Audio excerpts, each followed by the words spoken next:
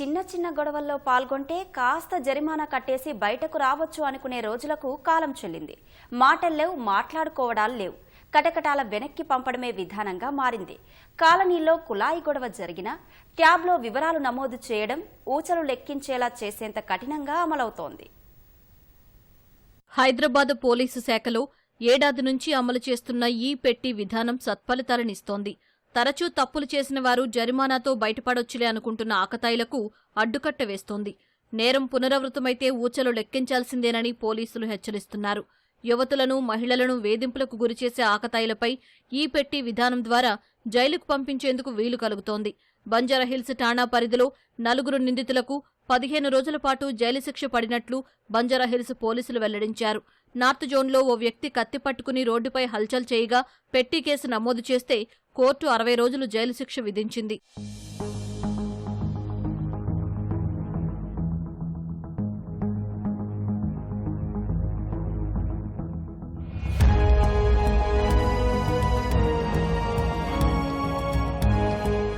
వీరేందర్, ఆల్తాఫ్ మద్యం సేవించి రోడ్లపై వెళ్లేవారిని దూషించేవారు.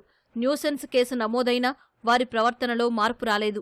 70C కింద కోర్టులో హాజరుపరిస్తే వారం జైలు శిక్ష విధించారు.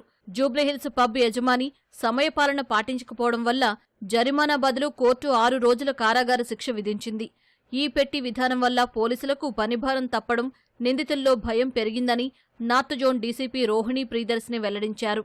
ఈ పెట్టి కేసెస్ అన్నది చిన్న తప్పులు జరిగినప్పుడు అది మనము అరిగడితే పెద్ద సంఘటనలు జరగకుండా ఉండడానికే ఈపీటీ కేసెస్ అనేది ఒకటి తీసుకురావడం జరిగింది. చిన్న చిన్న నేరాలను ఐడెంటిఫై చేస్తే పెద్ద నేరాలను మనం తగ్గియడానికి ఛాన్సెస్ ఎక్కువ ఉంటాయి. ఈపీటీ కేసెస్లో ఎలా ఉంటాయంటే మీకు ఎఫ్ఐఆర్లు ఇదన్నీ ఉండవు. ట్యాబ్లనే మనము ఆన్లైన్ ఈపీటీ కేసెస్ ఉన్నాయి.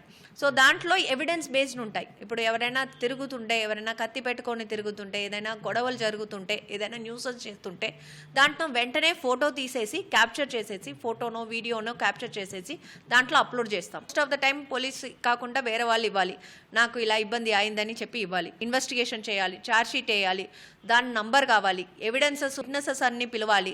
ఎఫ్ఐఆర్ అనేది long term process. EPT cases అనేది షార్ట్ టర్మ్ లో మనము ఒకరి పైన we can get a punishment. ఈ పెట్టి విధానం సత్ఫలితాలను ఇస్తోందని పోలీసు ఉన్నతాధికారులు అభిప్రాయపడుతున్నారు.